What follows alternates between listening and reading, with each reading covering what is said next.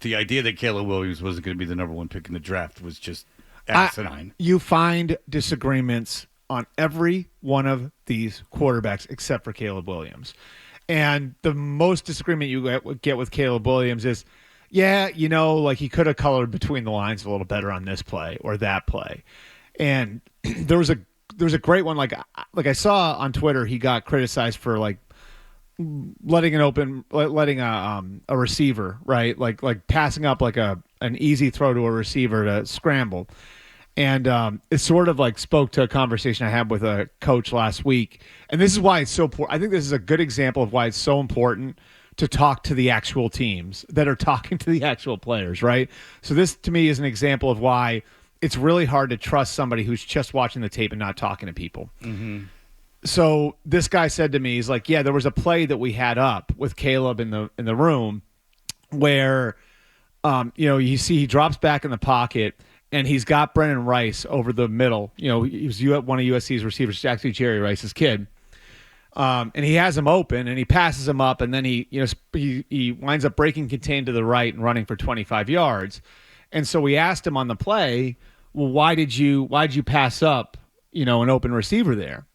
And Caleb Williams explained to him, well, it was 3rd and 9. Brennan Rice was open at 5 yards. When I looked at it, I thought he was going to get tackled at 7 or 8, so we wouldn't pick up the first down. So in my head, I was thinking I had a better chance of moving the sticks. If I scrambled, I saw the opportunity to pick up the yardage on the ground, and so I did it. And so somebody who's just watching video looks at it and says, well, he passed up the easy throw there. Like, what's he doing? If you're talking to some of the teams that are talking to the actual kids, there's an explanation for some of that. And to me, like, that's a big plus, and that you look at that and say, okay, like, he's processing that fast. And, the team told me, like, the tape checked out. Like, it was there. So I think that's a good example of why, again, like, it's really important to know what the play is, to know what the player's thinking, like, because you can't just like look at it. It's like, it's that whole line, like looking at the sheet music versus playing the song, right?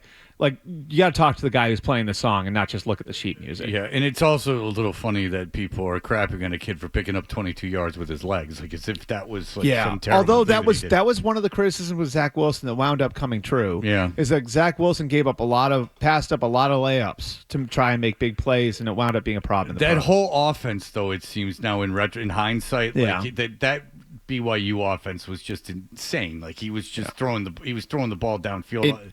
I've talked to Jets coaches that work with Zach Wilson who say now we screwed him by playing him. Yes. He should not have played as a rookie. He was not ready.